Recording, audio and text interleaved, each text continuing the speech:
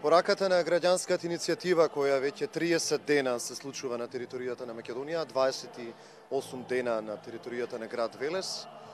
е она кое што ја повторуваме секоја вечер во секој град каде што граѓаните имаат потреба да кажат подсетување за тоа кои се црвено-жолтите линии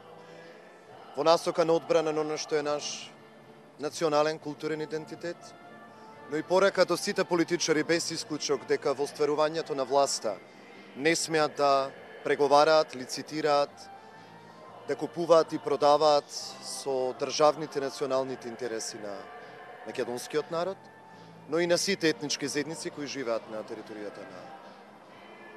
Македонија. Целта е да се отфрли децидно, недвосмислено и јасно албанската платформа која што излегува надвор од уставно загарантираните рамки на Охридскиот рамковен договор, кој што е целосно имплементиран. Напротив, како што тоа може да се слушне во целиот овој изминат период, води и до чиста националистичка реторика на дел од представниците на албанскиот политички блок, која никако не оди во функција на соживотот, на градењето на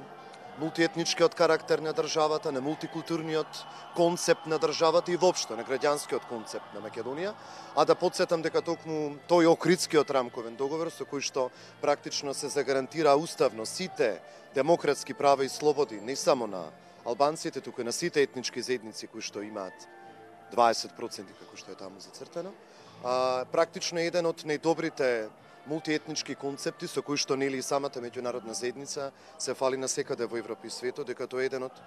еклатантно важните примери за тоа како се практикуваат демократските права и слободи на различни етнички заедници кои што живеат на територијата на една иста држава. Да подсетам дека токму таа албанска платформа не беше донесена инклузивно како што велат експертите, што значи за една отворена, транспарентна, јасна, јавна дебата, не само на политичките чинители во рамките на општествено-политичкиот систем, туку и на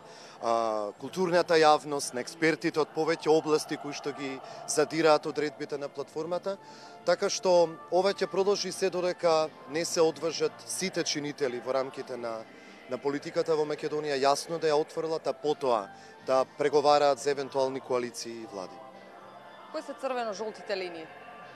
Црвено-жолтите линии се јасни. Оние кои што многу пати во изминатите 26 години независност, токму по пат на овој тип на политички и коалициони договори, без референдум, без да го прашаат народот, се направија значени отстапки од она што е наш културен и национален идентитет. Да подсетам дека тоа прво беше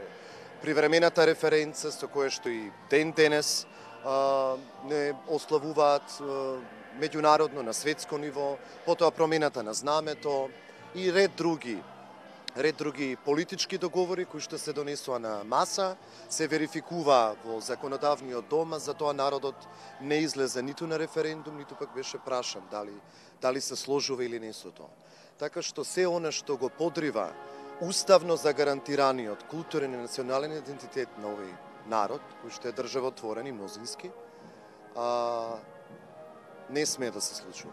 Да повторам дека ова не е иницијатива која што говори против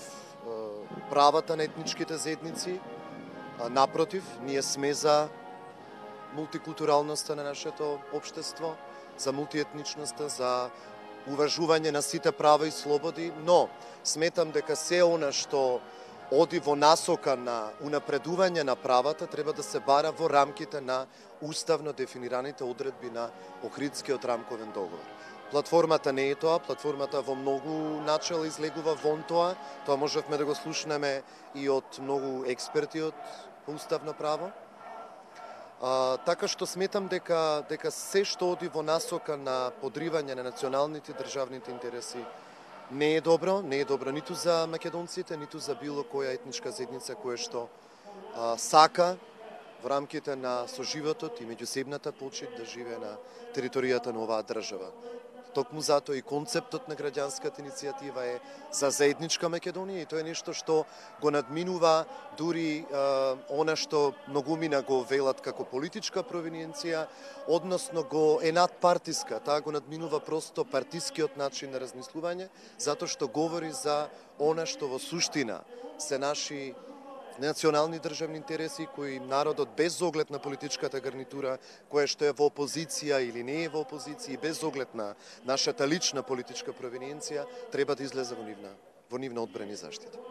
Рековте Велес протестира 28 дена и ќе продолжи да протестира во следниот период. Апсолутно. Апсолутно, се додека целосно не се отврли платформата,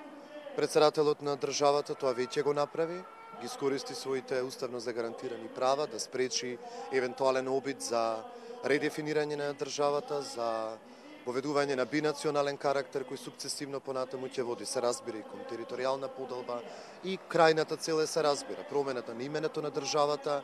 промена на нашиот на македонски национален идентитет, со тоа и затворање на едно 100-годишни и повеќе од 100-годишно историско прашање кој што го тангира народот кој живеел на оваа територија, кој имал право да се самоопредели во држава која што се вика Република Македонија. Но тоа го очекуваме и од работата на парламентот како законодавен дом, од евентуалниот новоизбран председател на парламентот, кој што исто така очекуваме дека треба јасно и недвосмислено да ја отфрли платформата која што е постизборно донесена. Таа не беше дел од изборната програма за која што гласаа граѓаните на последните парламентарни избори. И која што се разбира е постизборен инженеринг и еден вид на